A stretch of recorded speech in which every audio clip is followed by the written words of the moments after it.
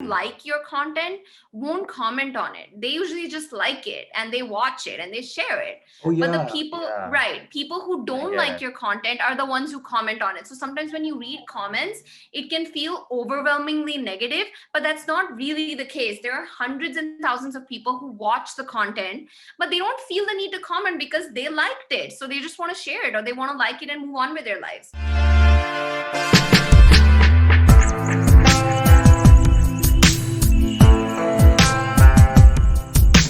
Hashtag in conversation with the North American Association of Indian Students in Canada. In this series, we interact with Indian origin students as well as career professionals across North America as well as around the world. Today, I am talking with Shibani Gokhale. Shibani, in brief, can you quickly just tell our viewers and listeners a little bit about yourself, your background, and experiences? So my name is Shibani. I'm a video journalist. I'm currently based in Vancouver, Canada. I'm a law student actually. I did my law in India and then I decided that I wanted to be a journalist. So then I did my master's in journalism at Columbia University in New York. I interned in New York for a bit, and then I moved to Los Angeles and I worked for this company called Attention, ATTN.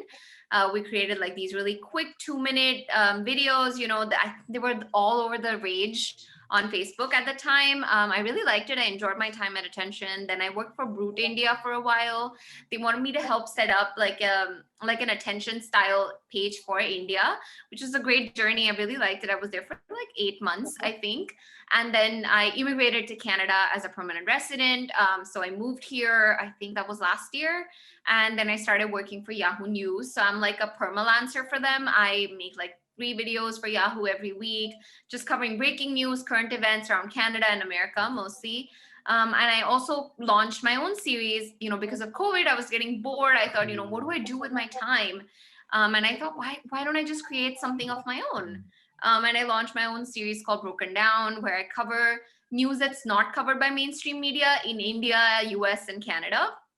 Not Canada so much. I feel like my Canada coverage is more focused on Yahoo. Mhm. So I started my Broken Down series, and then I became a video contributor for the Quint. I cover like North American issues for them. So yeah, I have a pretty busy life as a journalist trying to cover stories in 3 different countries. And yeah, that's me. That's amazing.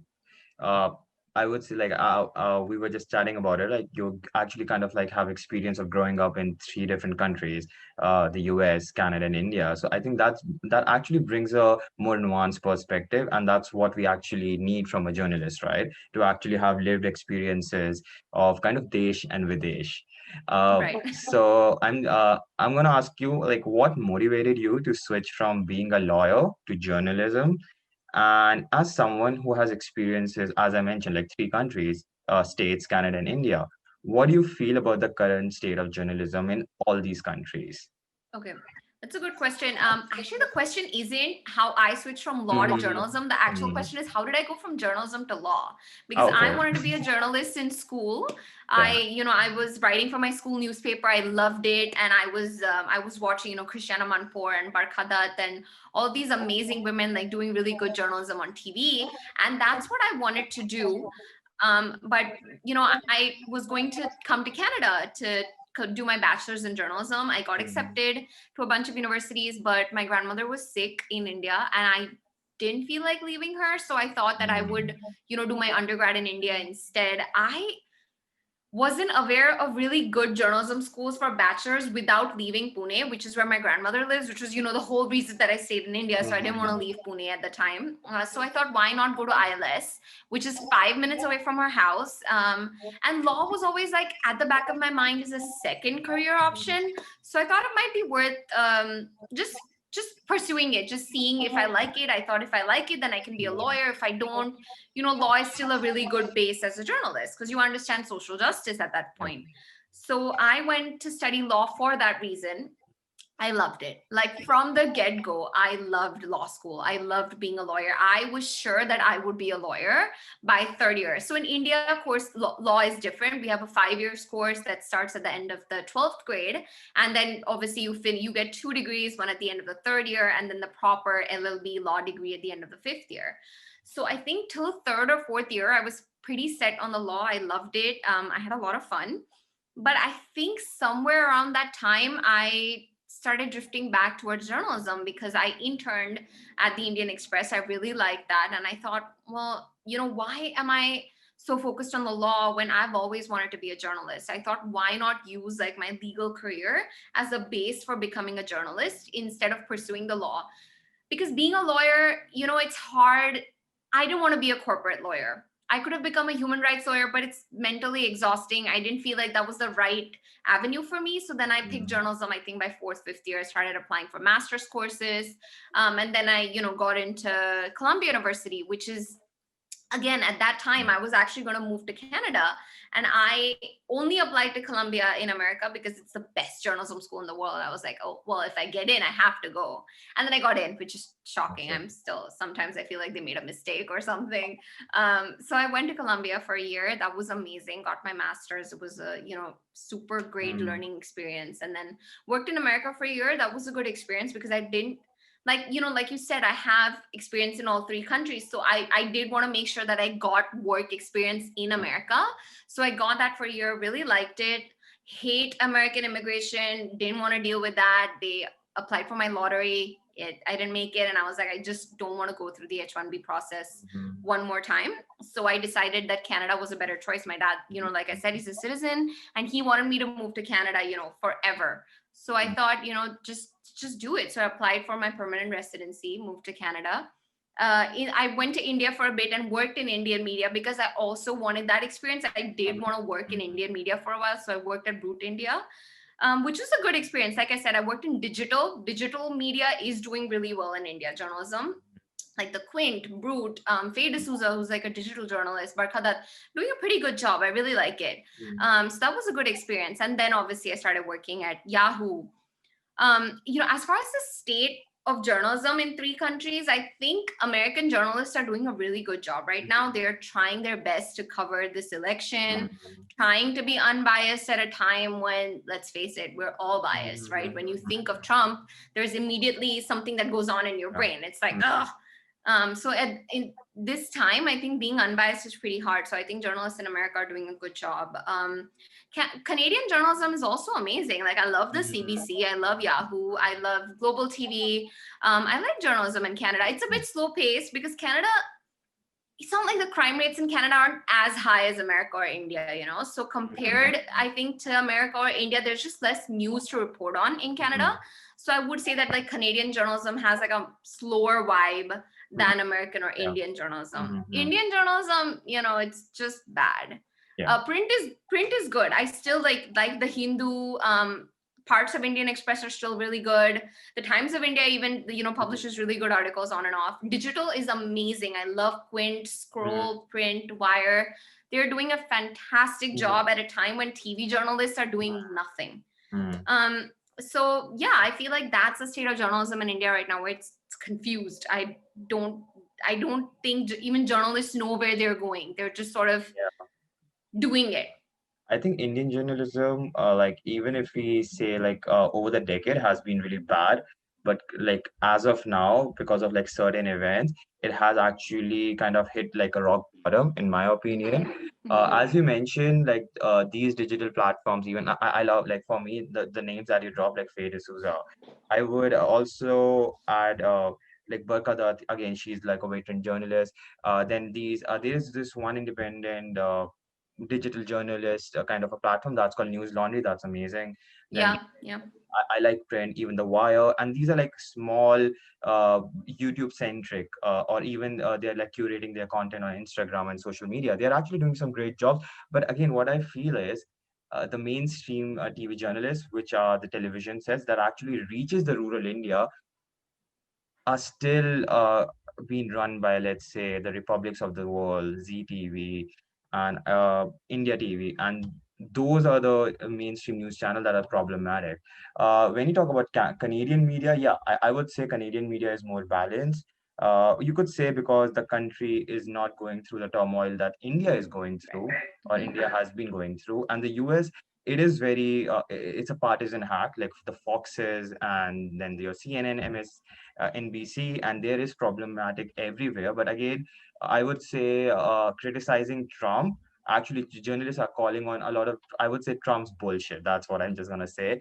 But in India, we can't really call on Modi's bullshit. I don't know why. Like just only the digital platforms are doing it, but I don't think so. Like mainstream journalists are living up to that. Well, um, it's also because you get threats, you Mm. get rape Yeah, threats, you you do, get you death do, you do, threats. you do. Yeah. I get trolled on for my Quint videos. People are like, "Oh Oh my God, wow. you're like a libtard and you're like a leftist, and like these people, where So, do they come so do from?" you get this hate from like when you do content specifically on India or any No, particular issue? I don't create Indian content for the Quint. I create Okay, North American content, obviously, sure. which is, I don't mean it to be anti-Trump. That's just how it Mm. is. But Modi supporters are also Trump Oh supporters. yeah, yeah. It's There's a weird yeah, overlap it between goes Hindu hand in hand. They're nationalism and in exactly, U.S. conservatism. That's weird, right? So you yeah, get like kind of hate from like okay, Trump supporters from the yeah, U.S., like the yeah. Indian Trump supporters from the U.S. as well. Mm-hmm. Okay, Yeah. that's And they're like, you're a libtard and like you don't really know what Trump is doing. And I'm like, I don't know what Trump is doing.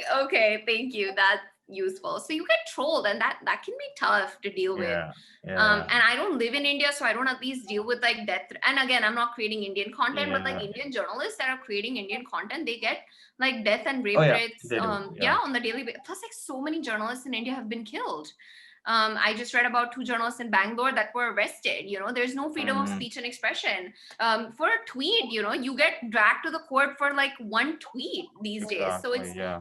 it's like, even if you want to do a good job in India as a journalist, it's really hard now because you don't know what's going to happen. You could die next day for doing it. And Exactly. people don't want to die, like people want Yeah. to live. So It isn't even about partisan hack. It's just about like journalism is all about just speaking truth to power, and right. you can't do it under what's happening in India, like especially with the BJP government. It No, has been like exactly. I won't say that like the BJP government is the only government that has been just clamping down on journalism, but this government has been the one that's clamping down the most aggressively. That, in Yeah, my opinion, I could be yeah, wrong, for but sure. that's my opinion. No, it's very true. I feel Yeah. like journalism over the last, I think, 5-6 years has definitely changed in Mhm. India, which I think is tough. I think Indian TV journalists have to cater to the masses almost, like they're Mhm. creating like TRP based. It's entertainment. I Yeah. think Republic TV at this Yeah, point is yeah. entertainment. It's It's not it. Yeah, it's like they are comparing it to like almost like a Big Boss kind of a show in a way, like how you right, tune into right. like a Big Boss or just like a trashy reality show. At Yeah, this point of time, like people are tuning into mainstream news yeah, channels, especially in India, to just get their dose of reality. And I think that's true for some of the US mainstream networks too. Canadian, I would don't think so, but I'll just tell you one very like quick fun fact. Like on YouTube, whenever I check like any CBC segment, they get a lot of hate. Like on YouTube, I don't know why. yeah, Like yeah. I don't really know. Like I always find their reporting to be very balanced, very neutral, but still. So I can't really I figure mean, that CBC out. is great. I don't know why anyone would hate on CBC. Like, I don't. I mean, I don't get it, but that's Yeah, that's what it is. I feel like there are extremists in every country. yeah, And one thing that one of my editors once told me after like receiving like hate comments, and I was like, obsessing over them, thinking like, mm, why do people keep saying this? And what she said actually stuck with me, and it still sticks with me, is people who mm. like your content won't comment on it. They usually just like it and they watch it and they share it. Oh But the yeah, people, yeah. right, people who I don't get like it. your content are the ones who comment on it. So sometimes when you read comments, it can feel overwhelmingly negative, but that's not really the case. There are hundreds and thousands of people who watch the content, but they don't feel the need to comment because they liked it. So they just want to share it, or they want to like it and move on with their lives. I get it. Yeah, exactly. So see, that's a great. I think someone also like brought this to my notice. It's like people actually really like so it's like people who love your content don't necessarily actually comment that it's great. Right, They just right. kind of share it and just like it. But people Yeah, who hate it, they make sure to like write a paragraph over it or just kind of like spread, I don't know, just badmouth it. So like you yeah, just see though that's the problem with social media, right? Like a lot of negative content or anything that's controversial just like gets highlighted instead of like the overwhelming positive feedback that like right. maybe let's say one of your videos is getting. But if there is one bad comment that just really stands out. I don't know why this Right. problem is and how we actually going forward will deal Well, with this. one thing I've noticed that in India, people have this sort of habit of hate following things. I know Quint has a bunch of hate followers. Like they actually Yeah. hate the Quint. They I don't think, like the sorry, I'll Quint. just correct. Like, I think that's not just a problem endemic to India. That's everywhere. That's just a human Right. problem. Hate following. Yeah, totally. Totally. And like the hate followers are the ones who do this the most. And my point is like, if you don't like something, why are you following it? But these people Mhm. follow the Quint. I've noticed so many people that like comment hate on our videos are following us. I'm like, you're actually giving us a follow, but you're still hating on the content. So it sort of feels Mhm. like they are just following you to at some point shit on you. Like that's Yeah, yeah, that's like yeah. the idea. I always feel like journalists in general shouldn't have fans as well as haters, right? Like you should just have viewers. So it's like you as a journalist, if you, let's say, I'm just saying that, like, let's say you are like reporting, so you're a human and maybe you made like a slight error in just like putting a fact out, right? People will just call you out, but in a like a respectful fashion. And you as a responsible journalist will say, okay, sorry, okay, I apologize and I'll just correct myself. That's how journalism work, right? Right. Like actually Right. your viewers just like depend on you, on your credibility. They are not your fans, and they shouldn't be your haters. It's like almost journalism are now these actors. Like actors have following. Like if Shah Rukh Khan is actually like making a movie, even the movie is bad, people will just go and buy the ticket. It Right. shouldn't be the Yeah. case with journalism, and that's what happening with Indian journalism. That's what Yeah. I feel. Like Arnab, It's entertainment, yeah, at this like, point. yeah, Yeah. people just like haters for Arnav watch him to just hate on him, and Yep. just Arnav fanboys and fangirls, they watch him just because I don't know why. It's just like pure Yeah. entertainment. No, they just That's like him. bizarre. They're just like, yeah, Arnab's great. And that's problematic, I think. So journalism needs to go through a serious overhaul in India. TV journalism, I think digital and Mm, print is okay. They're doing fine. I think like a mm, little bit of work here and there for digital and print will fix a lot of the issues that people have. mm. But I think TV journalism needs to go through a complete overhaul. Yeah. For example, like take the example of Faye D'Souza, right? She's a good journalist. She Mm, was doing a good job on India Today. I mm. don't know. She was not. I think she was on Newsweek. I'm not sure. She was on one of the TV I channels. don't know. Yeah, she was in Mirror now. That's Mirror now, yeah. right? Yeah, she was. And she had to quit because I don't think she's never like publicly given the reasons behind why she quit, but it's pretty obvious. I think it's Mm, just difficult to work, when the expectation is just that get TRP, get more yeah, ratings, get this, yeah, get that, create more controversial content, and there isn't that much space for the truth. Same with yeah. Barkhadat also left mainstream media. Mm, So it almost feels like I watched this clip of Arnab. Actually, it's been doing the rounds on social media when he was a journalist, I think 10, 15 years ago, and he was doing a mm, good job. He was on Star mm, TV, Star News. So it sort of feels like in Indian journalism, you take two ways. Either you sell out and you turn into like this controversy scandal creator like Arnab did, or you quit and then you start your own thing like Faye D'Souza and like Barkadat had to. It's just that's the fate of like TV journalism. exactly. So until we like go through a complete overhaul, I don't know how things will change there. I would like I actually love actually hating on Indian journalism. I really do that, but I feel like Fox News in America kind of created the model for what Indian conservative journalism is. That's what I feel. Like though like I feel American journalistic space is more what do you call, more mature. So like a lot of liberal establishment actually call out conservative bullshit, but in India, I feel I would say there is just one mainstream channel, that's NDTV, that tries to actually call out a lot of conservative bullshit. Yeah. But again, that's just like one of those channels in like just vast swath of this just media houses. It's just like they are just actually hungry for TRPs. And yeah, Yeah, we it's can actually like, frustrating. yeah, we can actually talk about this like for hours about this. Oh my God, Uh, me too. yeah, I like, but I'll just like a small, just a follow-up question. So, as a journalist of this new age, as a young Indian origin journalist, how are you navigating in this space? Like, what do you feel like? Do you feel overwhelmed by all this, or do you actually enjoy doing your job right now?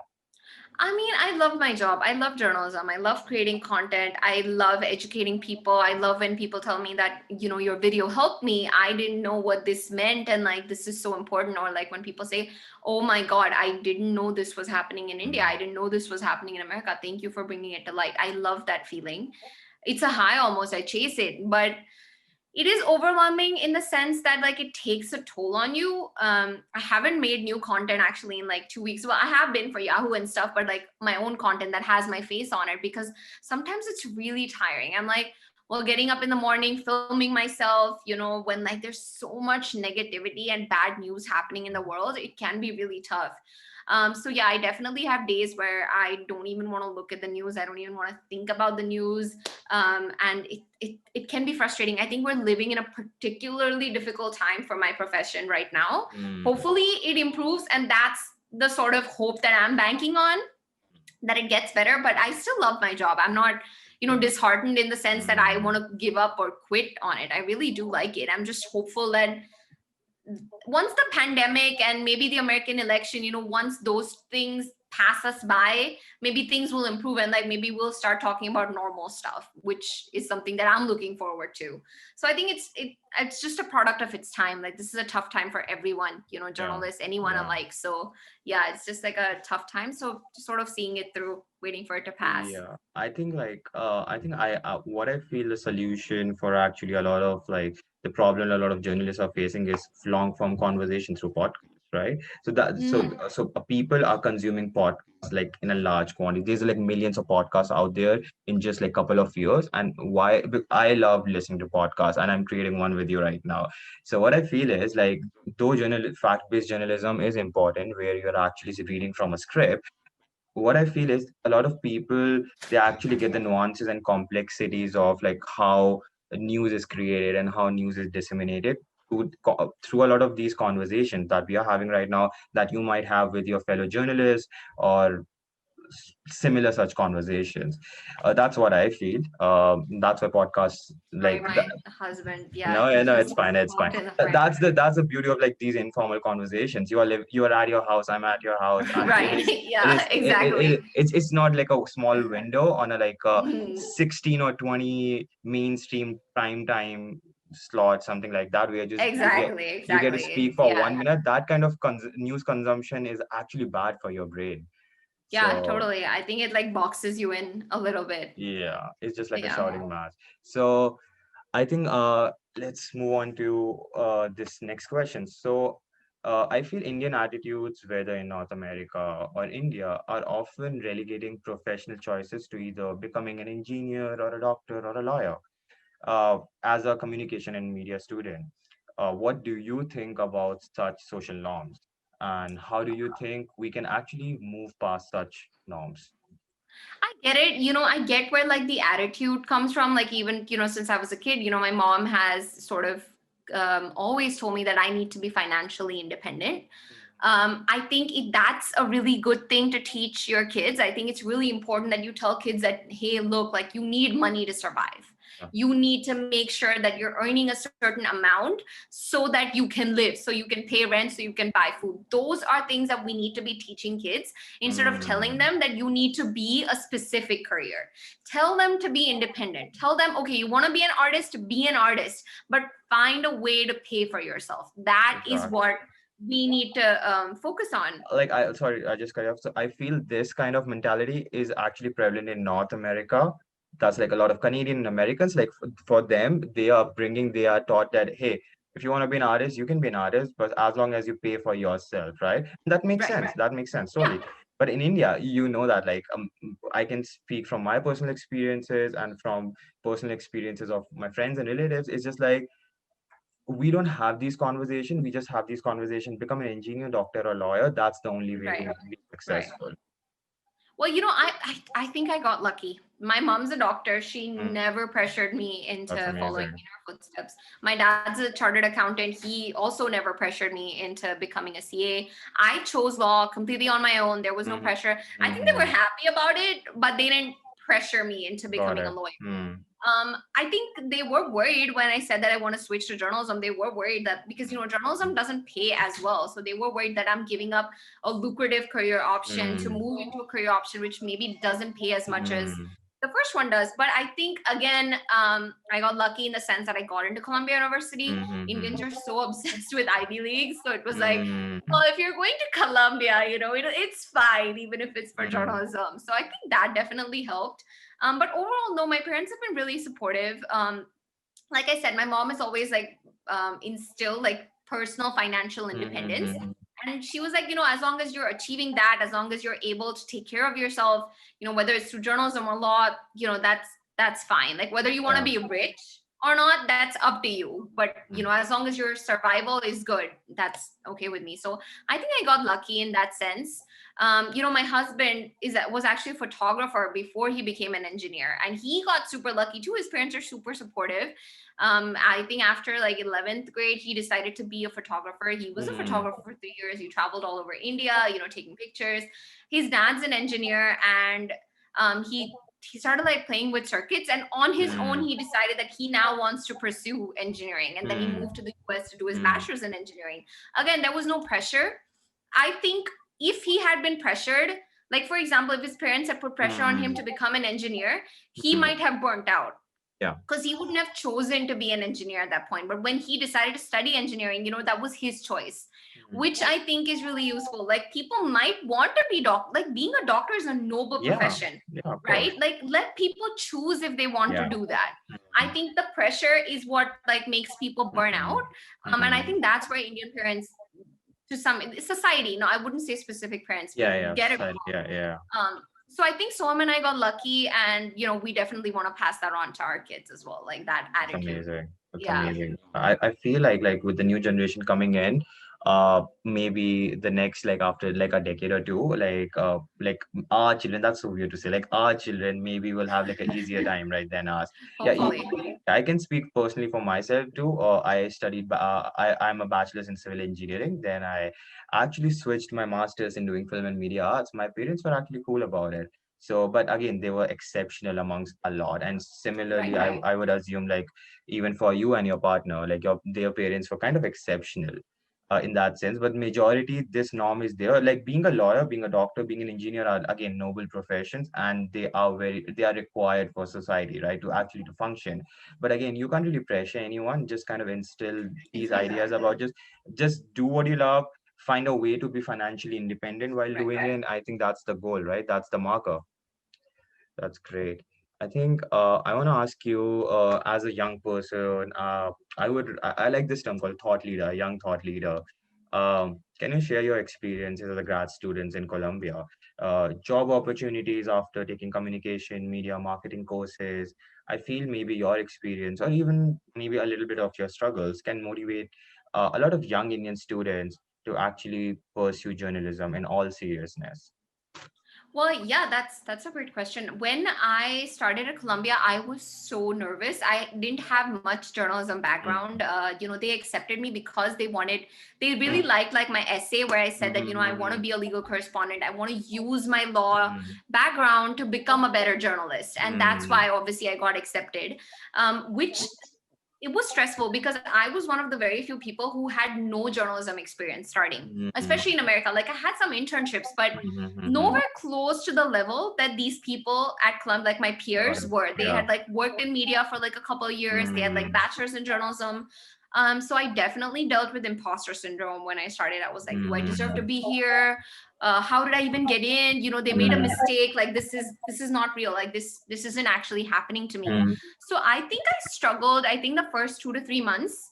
And then, I think our first assignment was just like, go out into the street and interview people and bring back their interviews. And that was so scary, like just walking up to strangers and asking them questions about their personal life. It was insane. But I think as I started doing it, I realized that I'm actually good at this. Like this is what I was meant to do. This is what I was born to do. I always say that. I sometimes feel like I was born to make videos. And I started feeling that somewhere around like the third month in Colombia. And then I was fine. It was a struggle in the sense that we were working 16-hour days. We were getting maybe 4 or 5 hours of sleep.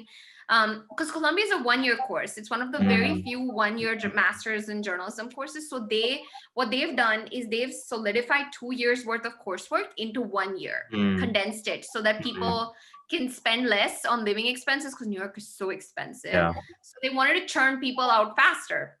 But the thing is that makes it really heavy. It was a very heavy coursework, and it was exhausting. Like I have never survived.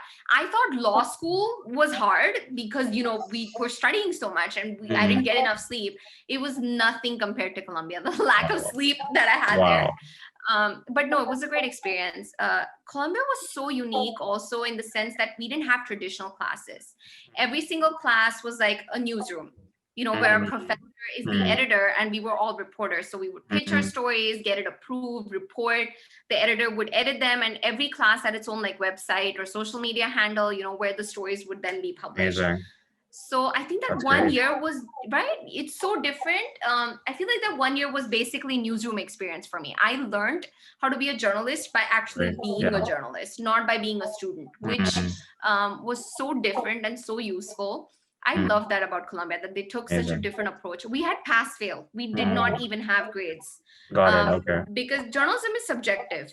Yeah. Yeah. Like they Yeah. didn't want like professors' biases to Mm. come into play when you write Sure. articles or when you make videos. Makes sense. Obviously, the fail threshold was really high. It Mhm. wasn't, you didn't fail only if you did like a really bad job. You failed Mhm. if you did less than average. So the fail threshold was high, but it was a pass fail course, which really helped. Mhm. I think it takes the pressure off.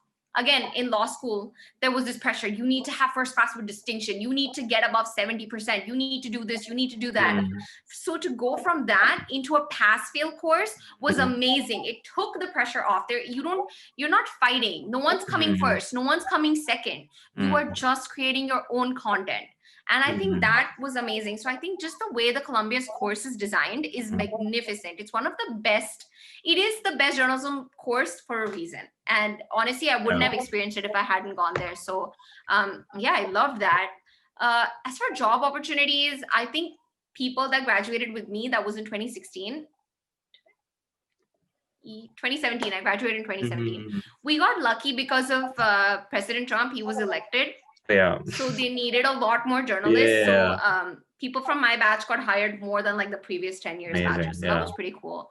I decided not to get a full-time job straight out of college. I wanted to intern to sort of see, Mhm. I highly recommend that, by the way, for any students that are watching. Mhm. Avoid getting a full-time job straight out of college. Try and intern first, because especially if you don't have internships in America prior to that, which I didn't Mhm. have. I only had Mhm. internships in India, and I'm so glad that I did, because I interned at New York Law Journal, which is like a Mhm. legal newspaper, and Mhm. I love it. I love my boss. I love NYLG. I like what they're Mhm. doing, but it was during this internship that I realized that it was not for me. I wanted to Mhm. make videos. I wanted to make videos for Mhm. younger audiences. I wanted to create awareness. Mhm. And that's why I then, after my internship, accepted a full time job at Attention, which is what I wanted to be doing with my life. So I think that internship really helped. Job opportunities wise, I didn't struggle too much. I got an internship out of school and then got a job out of the internship. I got my job at Brut after Attention, and I got the job at Yahoo after Brut. So I didn't struggle terribly with job opportunities back then, but I know that the situation has changed now because of Mhm. COVID and everything, so I definitely think there's a change. I'm glad that I didn't have to struggle too much. Let me expand upon that question. So I'm really happy that you didn't really get to struggle with job opportunities. When I say struggle, especially someone who like, okay, so we can identify as ourselves as like people of color, right? So again, like I don't really like putting identity politics into things, but like in my experiences, even if you're like super talented, you get opportunities, but there is connotation based upon your race. So when I talk about struggle, do you feel as a person of color, uh, maybe it kind of maybe held you back a little? I'm not just putting words into your mouth. You can totally disagree with this. I'm just trying to expand upon our conversation.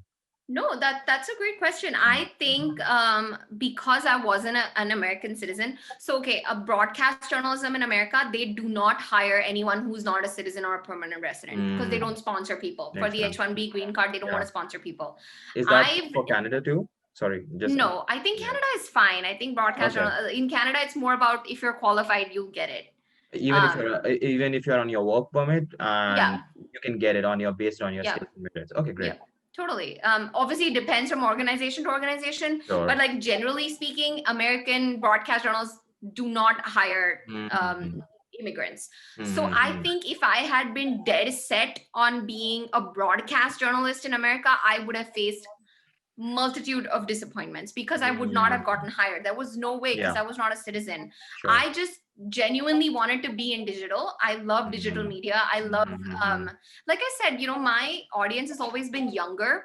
I prefer to talk to like younger people. So I've always been focused on digital instead of broadcast. I've also never been in super heavy into print because I know that like big print media companies also have a similar problem. They don't really hire immigrants. Like the New York Times, Washington Post, which are doing an amazing job, but I don't think that they're super keen on hiring immigrants. Honestly, I just didn't want to get into print, but I know friends who really wanted to be in print, or they really wanted to be in broadcast, but they were immigrants, so they couldn't get jobs, or they couldn't get jobs because of their skin color, especially in broadcast, because like they're putting you on TV. Yeah, I think in that situation, your skin color does play a huge part. I have Black exactly. friends who really struggle to get on camera roles on Wow. TV, but they Yeah. got those opportunities in digital, Yeah, makes sense. Yeah. Right. So I think my career choice helped in that sense, but I know people that definitely struggled. But like I said, I've always been focused on digital, so it was fine. But had I been interested in broadcast or print, I can for sure guarantee that I would have struggled and been miserable, honestly, trying to get a job as a person of color, as an immigrant. It was just not worth it. Yeah, I think so. Like, I totally agree with your points, and thank you for expounding upon that. Yeah, I would say like because of social media and because of maybe digital journalism, and even because of digital media, a lot of voices from like traditionally even marginalized sections are actually reaching out to a lot of audiences, and that's beautiful. That's why a lot of broadcast media and mainstream media, in my opinion, are kind of catching up to digital journalism and Yeah. even digital media and even digital social media. That's a great answer. Honestly, it makes no sense to me because so much of the coverage currently in America is about immigration laws and like immigration in general. Mm, Why are you not hiring immigrants to talk about this? Why are you hiring white Americans who maybe even never even left the country to talk about immigration issues? Like hire immigrants that's to do it. So yeah. it's always been weird, but attention wasn't like that. Like they hired me, they wanted me to talk Mm, about stories that matter to me. So yeah.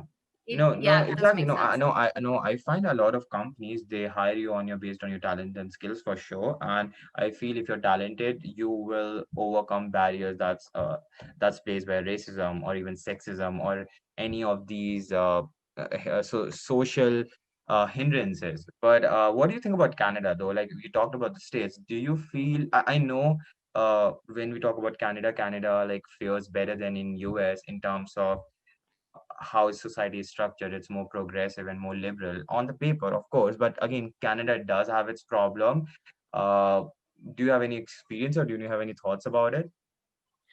So the thing is, I haven't really been in Canadian mm, job market for too long, mm, so I cannot speak for that. The thing is that with Yahoo, though, I had a great experience working at Yahoo. I do have a great because my boss, she's actually South that's Asian amazing. origin, Oh wow.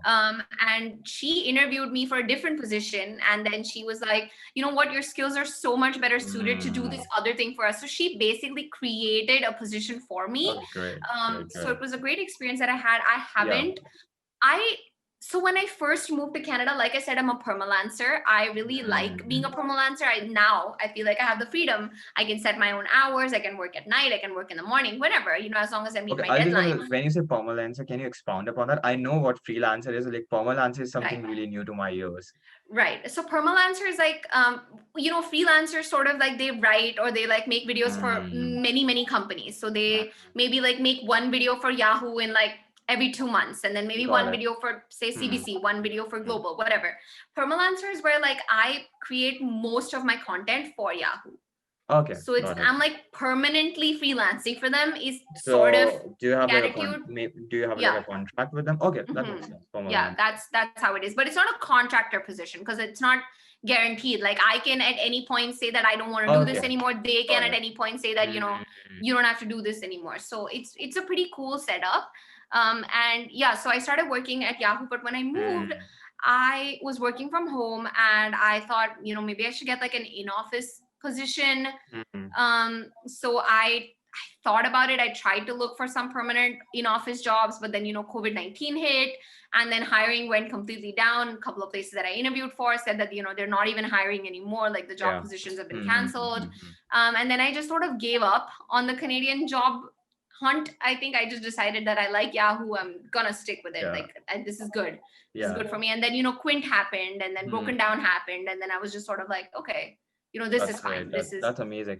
I actually like kind of like can empathize with you in that sense because I'm a recent graduate from I did my master's in film and media arts, and when COVID happened, all the traditional jobs they weren't really hiring, right? yep, Even if yep, you're like even if your resume or your CV like stands out, like this pandemic is just like heavy for like right, everyone. So that's why totally. like even for me and I'm assuming for you and for a lot of people, we have to kind of depend upon like actually uh taking charge of our own strategies and creating Yep. content so that it play out on social media. That's what we're doing with Nice Media in that sense. We're building it from scratch in that sense that like, hey, if traditional media maybe are not interested or because of COVID, the job market has like shrunken, we are creating a space for a lot of Indian professionals, Indian students to actually talk about these things, right? So that's great. No, Like, it's such a great initiative because I think this is the time, that's how Broken Down was yeah. born, because I was just like Hmm. sitting at home bored and I thought, what do I do? And then, I just started making videos. So this Yeah. is, Yeah. We I want feel to like these promote tough. you. Yeah. Sorry. So you go ahead, finish your thought, then I'll jump in. Oh, no, I was just saying like tough times sometimes, like, they say necessity is the mother of invention. So sometimes like it has those pros that like you're stuck at home, not able Yeah. to do anything, and you Yeah. think you have a good creative idea. So it's pretty good that way. Yeah. I want to like promote you as also. Broken Down is your series that's on YouTube, on Insta. No, it's on Instagram. Okay. It's on Instagram. Okay. Yeah, Great.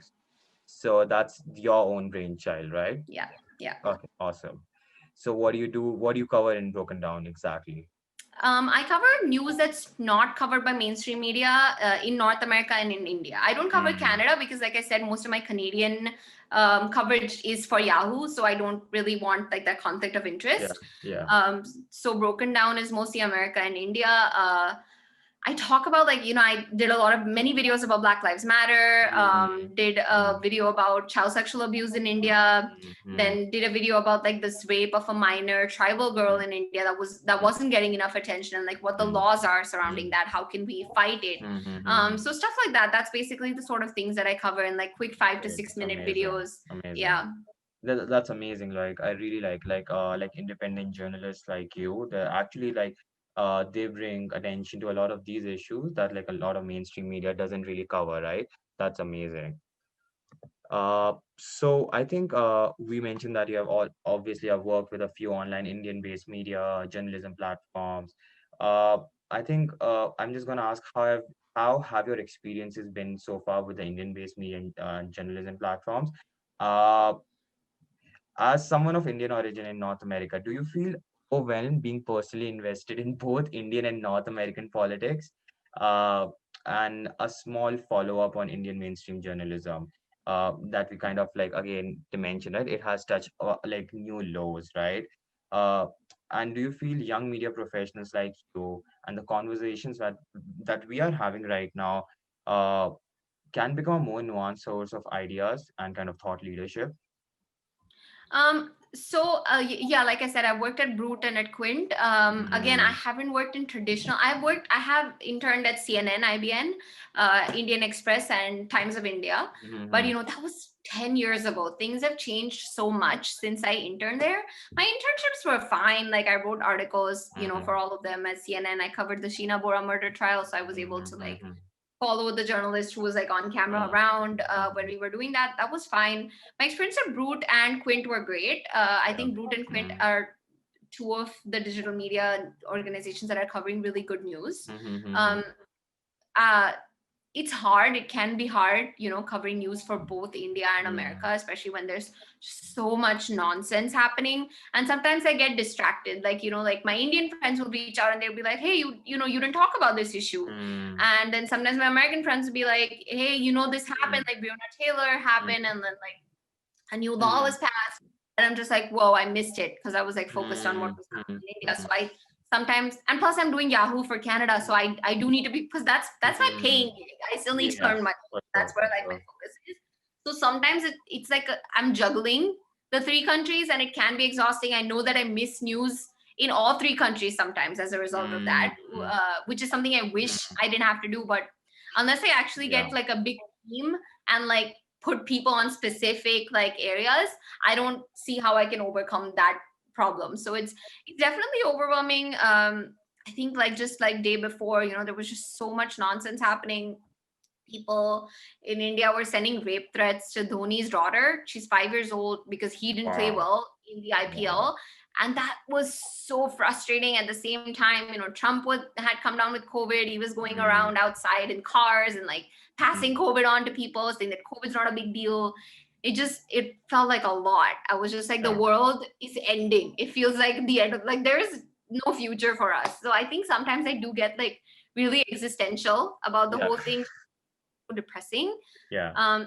Yeah, I just try to take a step back and take a break as far as possible, but it's really overwhelming. Yeah, I feel for like a lot of journalists these days, and especially as I mentioned, right, like as someone who's Indian origin, who has to be in, who's invested, what's happening back home in India, what's happening in America, and then also what's happening in Canada. So again, it can get overwhelming, and I can Yeah. actually rightly empathize with you.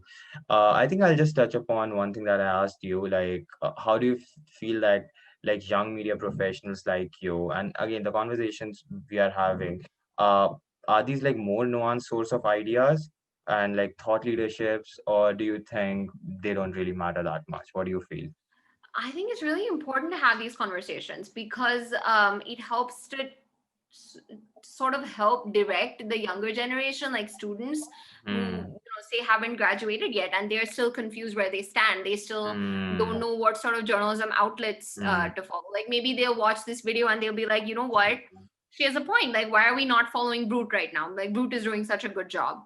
So I think these conversations are useful. Maybe something that I said about taking a break, mm, taking, a step back, taking a mental health sure, day can resonate with people. exactly. I do think these conversations are important, especially, what I said is about like instilling in your kids the need to be financially independent instead of forcing a specific profession on them. I think Mm, these are sort of things that can help inspire change. So mm, I do think that these conversations are really important. And I'm glad that there's social media. I'm glad that we have this yeah, platform. yeah, I think exactly. I wouldn't have survived in traditional media. I've interned in traditional media. I know what it's like. I don't think I would have survived. I've interned in CNN IBN, and it Oh, you was have? awful. Yeah, Yeah. I worked there as a video editor. I'm a filmmaker by trade, so Right. I did like so are you so there is a film city in Noida, if people are familiar in India. Okay. So where there all the media content as of now is being produced majorly. Right. Oh my God, it was awful. Like people treat you like, I would say, shit if you're an Yeah. intern. And Yeah. the workspace is so bizarre. And but like this, like actually working as a permalancer, I think it's more freeing, right? It's And well, yeah, even at attention, when I was like an in-office employee, we had like a huge patio, we could go and write our mm, stories there. We were allowed to like take our laptops home and like work on our stories at home if we wanted to. It was really, really free. Like no one asked too many questions. Like you weren't like forced into doing something. Like I said, yeah, I interned at CNN in Mumbai, so I don't know about Delhi, but the office was yeah, really small. yeah, Remember there not being too much freedom. It was like you had to be there at 9 a.m. and like you yeah, had to yeah, stay there, yeah, whatever. yeah. And that's not my kind of work culture. My kind of I work get culture it. is like, always think of like journalism does have some creativity involved. Yeah, yeah, yeah. I'm not a morning person, for example. Like I feel like my creative juices flow best in the afternoon or in the evening. So I Yeah, want that option of being able to work in the yeah. Yep. evening. I don't want to start work at 9 a.m. if I feel like my brain doesn't function well at Mm, that point. So I like having this freedom now to choose my own hours. So okay. like I say, I wouldn't have survived in traditional media. So I'm so grateful that Yeah. digital exists now.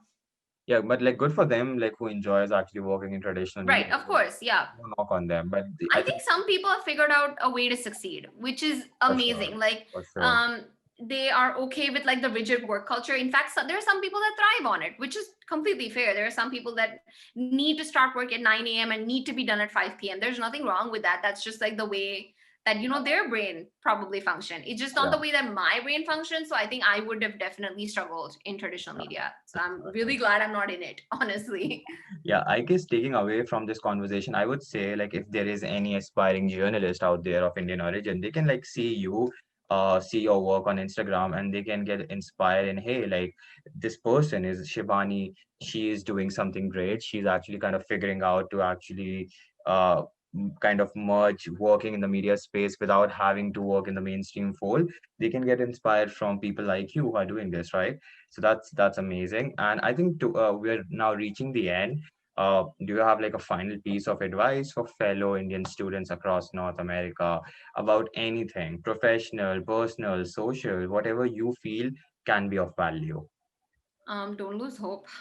Don't lose hope. Don't get bogged down by immigration. I think that's really exhausting. I think the best part about moving to Canada for me has been not worrying about immigration. Like like I entered the country as a permanent resident, and I feel so good. I don't wake up every morning thinking, has my visa been approved? Oh my God, am I going to have to leave the country?